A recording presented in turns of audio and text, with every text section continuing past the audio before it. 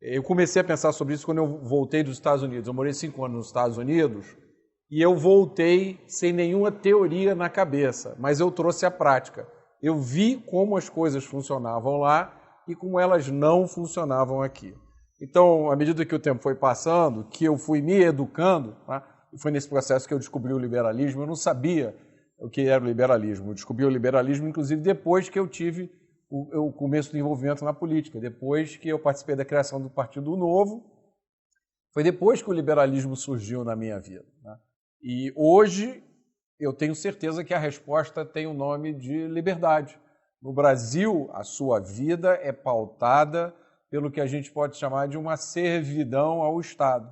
Hoje o cidadão brasileiro entrega 50% da renda dele para o Estado.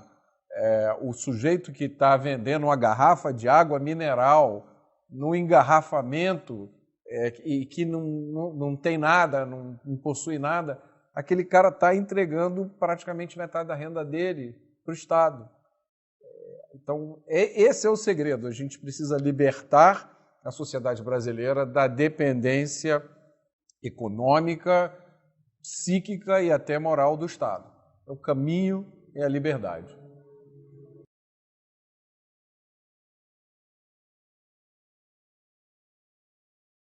A principal diferença que eu vejo entre a sociedade americana e a sociedade brasileira é uma coisa que eu nunca consegui nomear até que eu li um livro chamado Dimensões Culturais, de um sociólogo holandês chamado Geert Hofstede, que é o que o Hofstede chama de distância de poder. Distância de poder numa sociedade é a distância, a diferença que separa o indivíduo que tem menos poder do indivíduo que tem mais poder na sociedade. No nosso caso, seria o exemplo, por exemplo, do cara que está vendendo uma água mineral num sinal, um cara que talvez não tenha nem certidão de nascimento, não tem direito a nada, e o cara mais poderoso do Brasil, e aí eu deixo você imaginar quem é, né? Essa diferença no Brasil é gigantesca. Esse sujeito mais poderoso no Brasil, ele pode se safar de tudo, né? Ele pode fazer praticamente tudo e nada vai acontecer com ele, enquanto o cara menos poderoso no Brasil, ele não é nem considerado gente, né? Então, apesar de toda essa retórica politicamente correta que infesta o nosso dia a dia, essa realidade continua. E o único efeito prático dessa retórica politicamente correta foi alçar algumas figuras do espectro esquerdista para a mesma posição de poder, né? Que é ocupado anteriormente por políticos tradicionais. E a outra coisa, Lucas, é a autossuficiência, a autonomia e a autossuficiência que caracteriza a vida do americano. Tem a ver com o processo de colonização, né? Quando o cara botava a mulher, 2 filhos, uma espingarda numa carroça e ia lá para o oeste colonizar. É um passado diferente do nosso, né? Então, e aí você vê as características do americano, por exemplo, do it yourself, né? O americano típico, ele conserta tudo na casa dele, ele faz tudo. Aqui no Brasil a gente sempre contrata alguém para fazer, né? Então a autossuficiência para mim é uma diferença gigantesca também.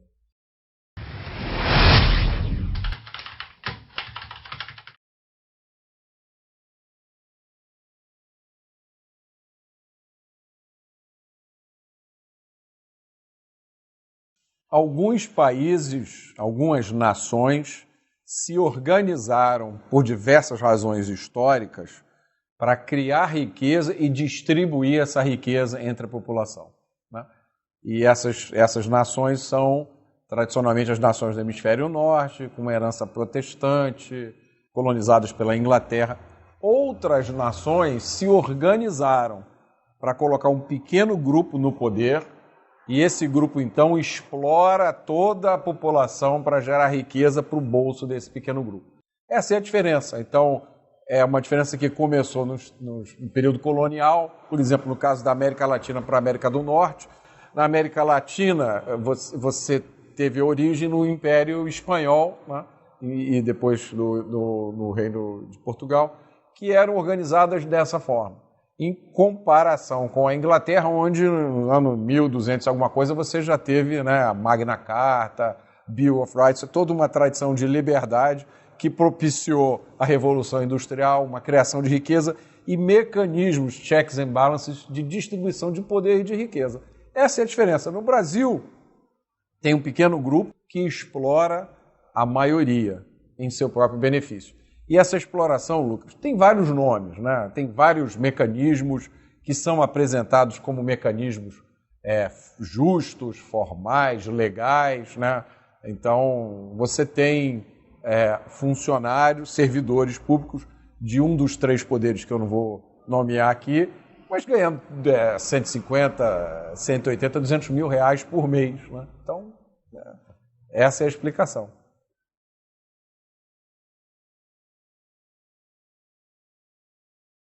A maior mentira que todo brasileiro aprende desde cedo sobre segurança pública é que o criminoso é uma vítima, que não teve oportunidade, ele é um coitadinho, né?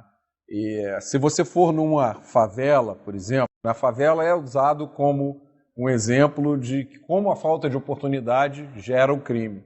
Mas você pode escolher qualquer favela, né? Você vai na Maré, por exemplo, se eu não me engano, tem 120, 130 mil pessoas lá.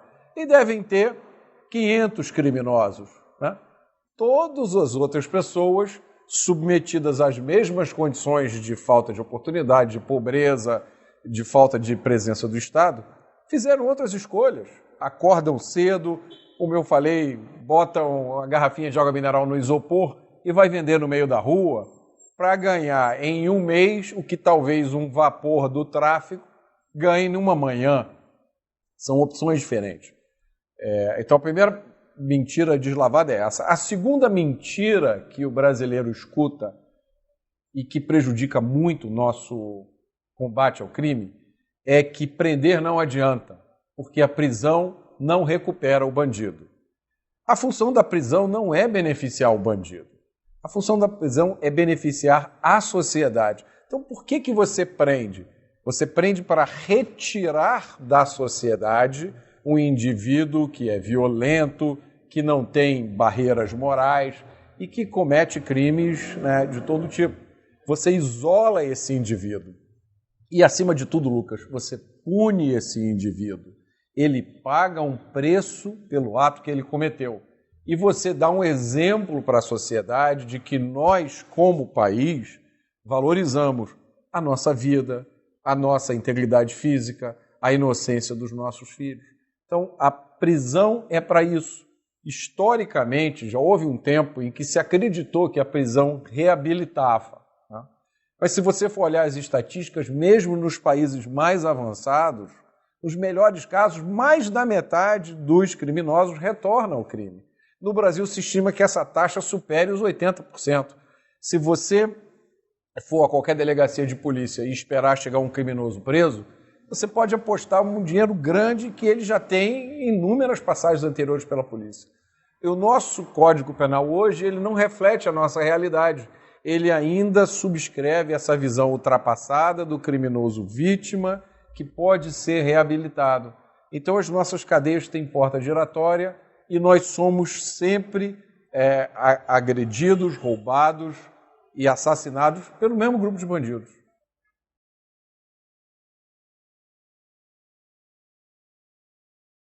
A gente precisa reinventar todo o ciclo policial, judiciário, criminal, né? Você tem uma polícia ostensiva que fica na rua, que impede o crime de acontecer e que captura o criminoso quando ele comete um crime, captura em flagrante. Você tem uma outra polícia, que é a Polícia Civil, Polícia Judiciária, e que investiga os crimes e fornece informações para os inquéritos. Você tem o Ministério Público, que pega os resultados da investigação e apresenta uma acusação ao Judiciário. Você tem o Judiciário, que julga o criminoso, inocenta ou condena, e você tem um sistema prisional, que tem que manter esse sujeito preso por tempo suficiente. Nada disso funciona direito no Brasil hoje. Nada, absolutamente nada. Não é por culpa de nenhuma decisão individual das pessoas que participam dessas instituições. Pelo contrário, você tem pessoas abnegadíssimas nas polícias, no Ministério Público, no Judiciário, mas a contaminação ideológica das instituições, a degradação das nossas leis penais e o descaso com que a sociedade brasileira trata a questão do crime, provocou essa crise em que a gente está vivendo. Então você pode dizer, pô, mas Roberto, como é que a sociedade brasileira trata com descaso a questão de crime e de segurança pública? Eu pergunto para você, quantos amigos policiais você tem? Policial no Brasil não é uma carreira valorizada. O policial é um cidadão sempre visto com desconfiança. As instituições policiais não têm o apoio da população. O que a gente pode fazer para resolver a crise de criminalidade? Nós jamais vamos acabar com o crime. Isso é outra mentira que se fala no Brasil, né? Qualquer coisa que você tenta fazer em relação à segurança pública, aparece alguém para dizer, não, mas isso aí não vai resolver o problema do crime. Não vai resolver mesmo. Crime existe em todo lugar, mas vai resolver a crise de segurança pública. De uma forma bem objetiva, nós temos 3 coisas que precisam ser feitas no curto, no médio e no longo prazo. No curto prazo, a gente precisa reinventar a nossa polícia, né? 92% dos homicídios no Brasil nunca são resolvidos. E são 60 mil homicídios por ano. No Rio de Janeiro, em 2 anos, aconteceram 350 mil roubos. Estima-se que no Brasil inteiro, por ano, acontecem 1 milhão. Roubo é quando alguma coisa é subtraída de você com violência ou ameaça de violência. Então, por exemplo, o que a gente popularmente chama de assalto é um roubo, né? Desses 1 milhão, apenas 2% são solucionados. Então é urgente que a gente reinvente a nossa polícia e o processo de investigação, de patrulhamento. Isso significa treinamento, isso significa uma remuneração mais adequada, métodos de investigação.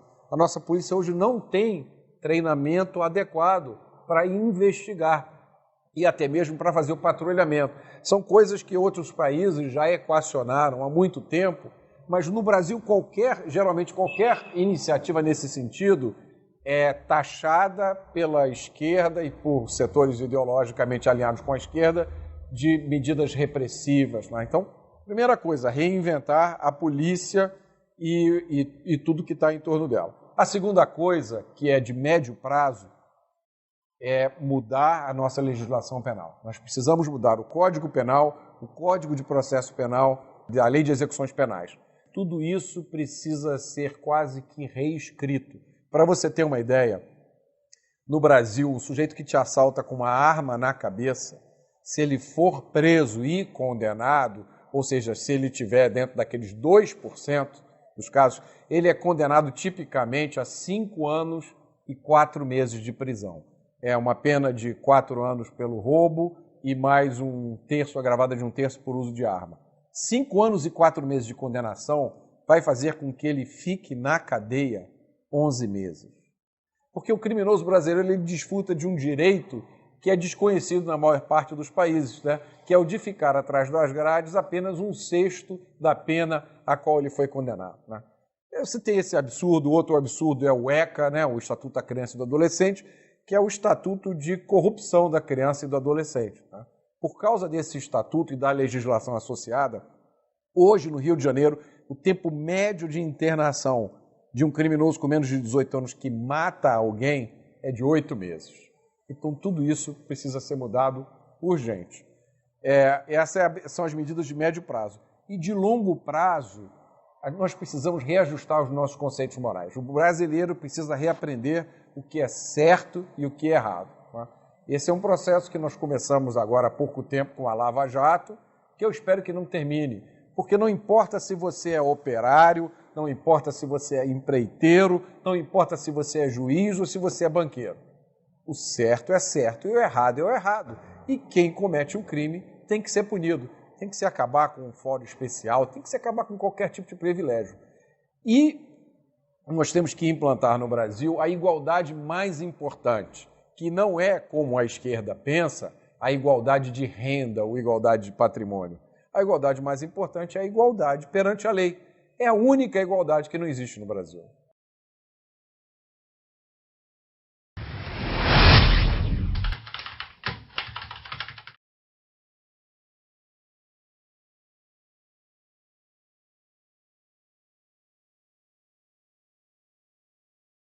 Vamos lá. O que eu entendo por ideologia é uma cesta de ideias pré-montada que você tem que levar para casa sem exercer o seu senso moral, o seu julgamento. Você é obrigado a levar aquela cestinha e usar aquela cestinha toda, né?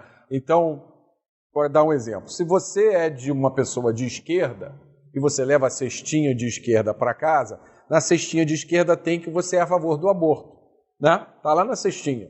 Não tem opção. Mas na mesma cestinha tem que você é contra a pena de morte. Não faz sentido nenhum, né? Assim, mas está na cestinha e você tem que comprar. Da mesma forma, as outras ideologias têm as suas cestinhas. E eu acho que isso é um constrangimento ao seu livre pensar que acrescenta muito pouco.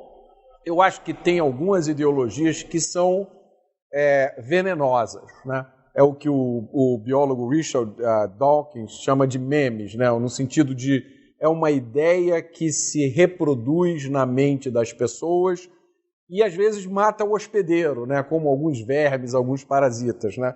E, por exemplo, a ideia do socialismo, a ideia do comunismo, que é uma coisa monstruosamente errada e, por incrível que pareça, continua se reproduzindo, porque ela oferece a você um sonho, ela te fisga com um sonho, né? De um mundo melhor, onde não vai mais existir sofrimento, onde todos nós seremos irmãos, né?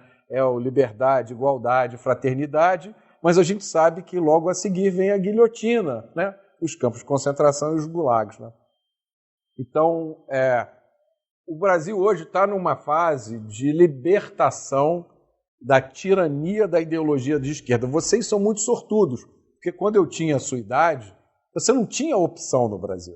Você só tinha um caminho, esquerda, né? Uma esquerda um pouquinho mais radical, uma esquerda um pouquinho mais light. E eu, por exemplo, a minha cabeça foi se abrir quando eu li em 1994 ou 95 um livro do Olavo de Carvalho chamado Imbecil Coletivo. Eu entrei na livraria e eu achei o título legal, falei, pô, Imbecil Coletivo? Cara, eu vou comprar esse livro só para saber do que é. Aí eu li e, cara, eu falei, cara, você pode... É permitido escrever esse tipo de coisas? É permitido fazer esse tipo de questionamento, né? Então aquilo para mim abriu a minha cabeça. E esse é um processo pelo qual o Brasil está passando junto comigo, né? Eu acabei de vir agora de uma reunião do Livres e falei para eles, o Livres é um exemplo disso. Junto com o Livres, o trabalho que o MBL faz também, que o Vem para a Rua faz, virou bacana, virou fashion, você ser liberal. Não, virou uma coisa moderna. Então é esse processo, por esse processo que o Brasil precisa passar. E eu acho que nisso não cabe ideologia, né? Tem pessoas que têm uma visão diferente da minha, né? Que tem um apego maior a esse conjunto pré-fabricado de ideias. Mas eu não tenho. Eu realmente pego as minhas ideias de onde elas vierem com mais consistência. E talvez eu enfatize determinadas ideias porque eu acho que elas são mais urgentes. Mas eu não tenho nenhuma cestinha que eu carregue de um lado para o outro.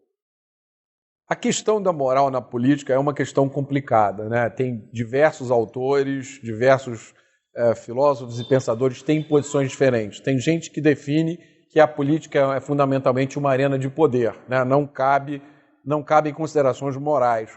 Eu tenho uma visão diferente. Eu acho que a consideração moral hoje no Brasil é o que faz a diferença entre as escolhas políticas, né?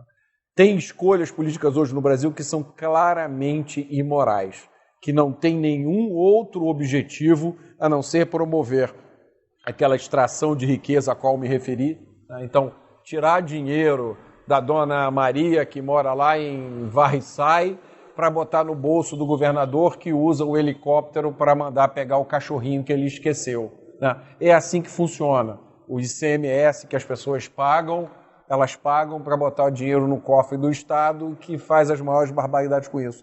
Então isso é uma escolha moral. Quando você vai escolher em quem você vai votar, isso é uma ilusão que a gente tem, né? Tem que olhar o programa do cara. Ninguém na véspera da votação, ou mesmo semanas antes, senta, abre os programas de governo de todos os candidatos, né? para ver lá direitinho e comparar porque a política monetária é desse. Não, a escolha que você faz é uma escolha, é uma tentativa de escolha moral baseada muitas vezes em sinais que não significam muita coisa, né? Porque você tem essa escolha intermediada pelos marqueteiros, pela mídia que está, né, em grande parte aparelhada, mas é uma escolha moral. Você não pode fugir disso. A pergunta que você tem que se fazer é: que mundo você quer para os seus filhos viverem? É um mundo onde todas as pessoas são tratadas de forma igual perante a lei, ou um mundo onde algumas pessoas têm privilégios que o resto não tem? E não vamos entrar aqui na discussão de esses privilégios foram concedidos porque essa pessoa passou num concurso público, ou esses privilégios foram concedidos porque a pessoa está num cargo que, se ela não tiver esse privilégio, coisas graves podem acontecer com ela. Eu assisti há um tempo atrás uma palestra do Deltan Dallagnol, em que ele dizia que essa questão de foro privilegiado é um absurdo a quantidade de gente que tem, e que ele achava que ele mesmo não deveria ter foro privilegiado. E eu concordo com ele. Por que alguém tem foro privilegiado? Por que eu não posso ter foro privilegiado, né? Por que tem gente no Brasil que tem motorista, carro com motorista e segurança, 24 horas pago com os meus impostos? Que direito que essa pessoa tem de ter isso? Então, a questão moral, Lucas, é a questão que está por trás disso. É a pergunta fundamental. Isso que eu estou vendo, isso que eu estou fazendo, é certo ou é errado? Podem existir circunstâncias em que essa pergunta não é facilmente respondível, mas essa tem que ser a exceção. Na maior parte das vezes, as pessoas sabem responder essa pergunta. Tanto sabem que às vezes se comportam na sua vida privada de uma forma e na vida pública de outra forma. Porque quando entram na área pública, elas subscrevem uma agenda que é puramente de poder. Eu acho que essa transição tem que acontecer no Brasil. A questão moral tem que estar na frente.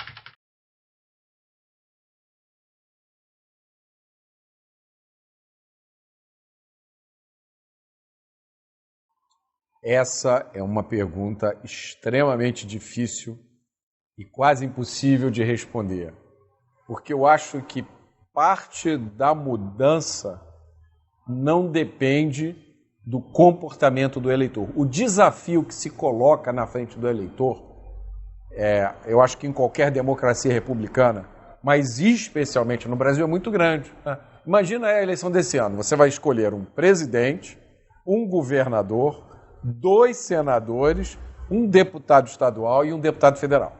Para escolher esses políticos em que você vai votar, quantos você vai ter que conhecer, entender quais são as ideias deles, entender o que eles já fizeram antes? É uma tarefa, Lucas, praticamente impossível, né? E esse é um dos desafios que se coloca hoje na frente das democracias ocidentais, né? Esse modelo democrático republicano, onde cada pessoa tem um voto, e o voto de uma pessoa bem informada, preparada, que ficou semanas estudando, tem o mesmo valor do cara que acordou de manhã e ligou para a mãe: mãe, vota em quem? É igualzinho, né? Então, por que a tarefa para o brasileiro é mais complicada, né? Porque a gente tem um sistema político meio enrolado. Quem entende o sistema de eleição proporcional? Assim, 99,99% dos brasileiros não sabem o que é um quociente eleitoral.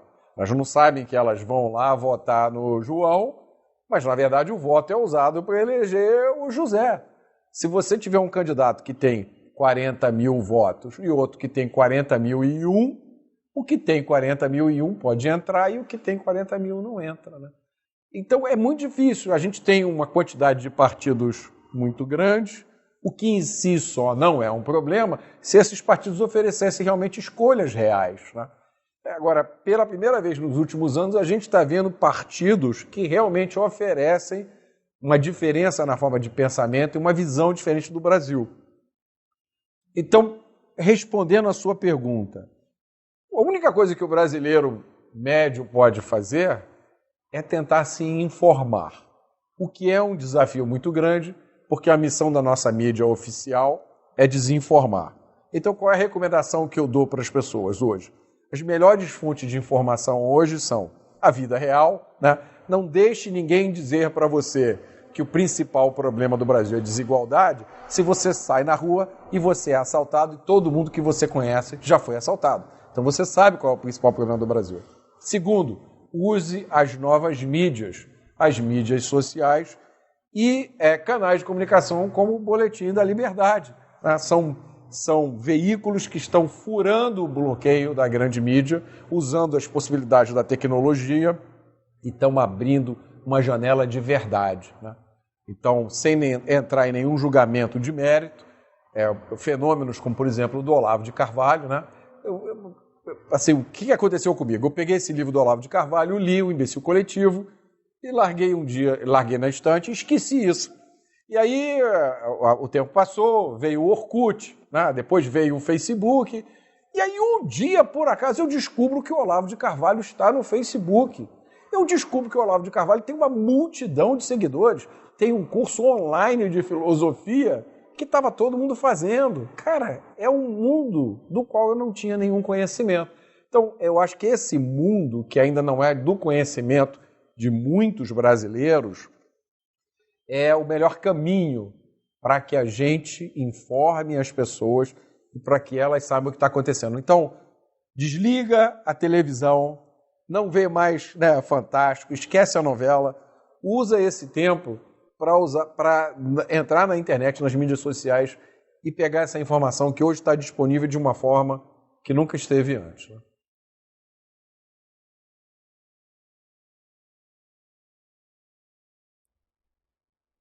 Um dos aprendizados é deixar o ego em casa quando você se envolve em atividades políticas, né? Pela sua natureza, a atividade política expõe muito as pessoas. E essa exposição pode, às vezes, criar em você um falso sentimento de importância, que é uma coisa que eu vejo que é uma constante ameaça para todos esses movimentos. Então, eu já passei por situações assim muito curiosas, né?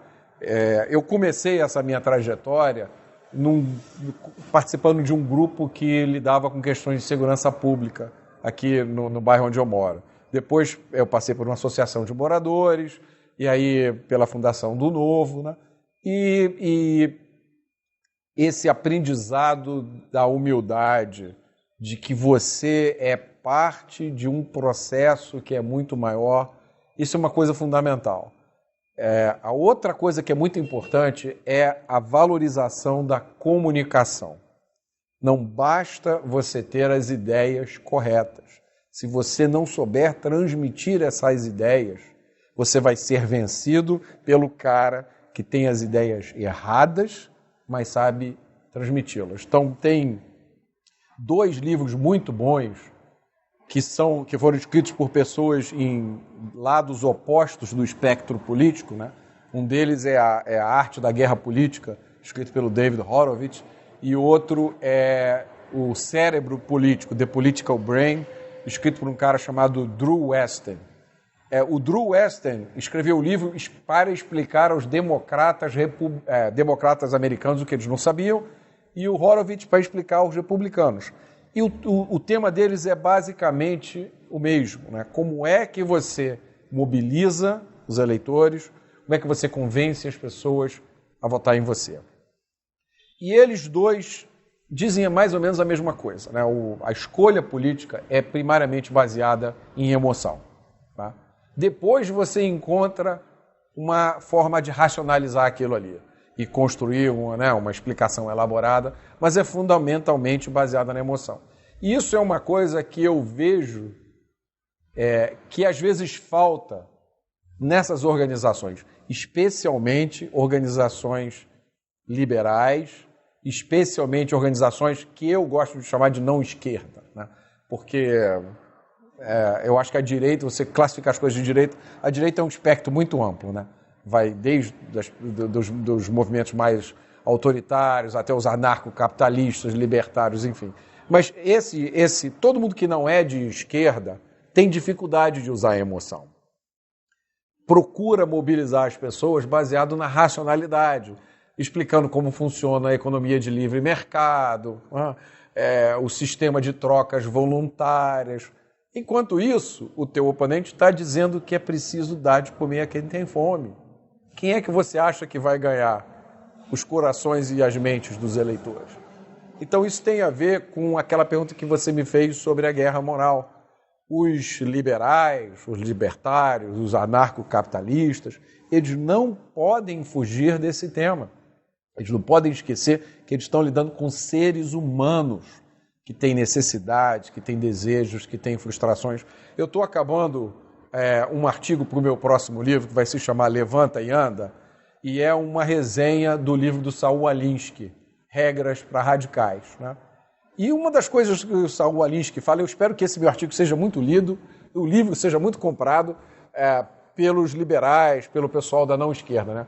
Porque o Alinsky, ele dá no livro dele uma receita de sucesso para a prática política. E uma das coisas que ele diz, tem inúmeras coisas interessantes, mas pensando só uma delas, ele fala da frustração que é a vida típica do cidadão de classe média nos países desenvolvidos, né? Que é aquele cara que tem aquele emprego mais ou menos chato, aquela rotina, vive com medo de não ter dinheiro para se aposentar, de perder o emprego. É uma vida monótona, né? Não é uma vida cheia de novidades.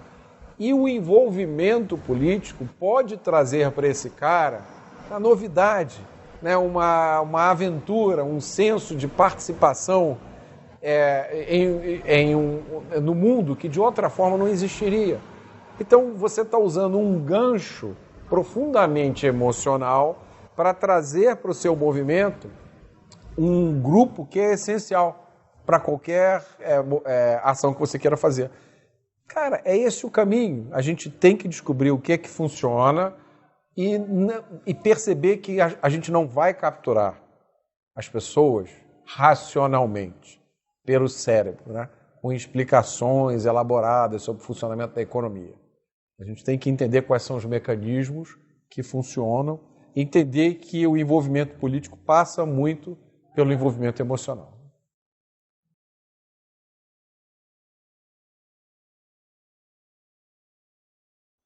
O meu projeto maior, Lucas, é dar uma contribuição sustentável e que faça diferença no campo da segurança pública. E eu faço isso por uma razão profundamente egoísta, né? Eu quero poder dormir tranquilo, sabendo que os meus filhos estão bem na rua. Isso eu perdi, eu não tenho mais.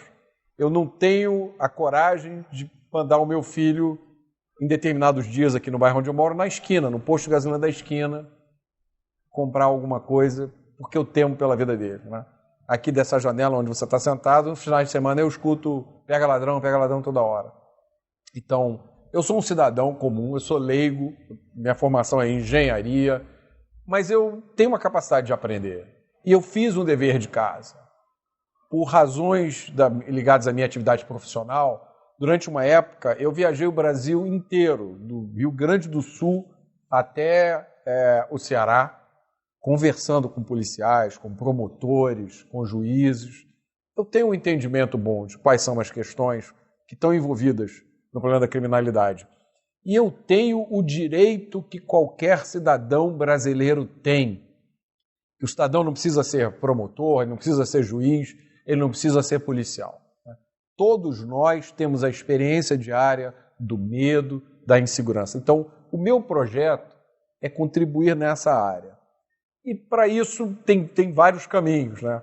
Obviamente, desde que eu participei da fundação de um partido político, eu penso num cargo eletivo, mas uma eleição é uma coisa complicada, né? Uma eleição não necessariamente é vencida pelas pessoas mais preparadas, né, o que fizeram o seu dever de casa. A eleição tem uma dinâmica completamente diferente. Eu nunca participei de uma eleição, eu não tenho ideia do que vai acontecer.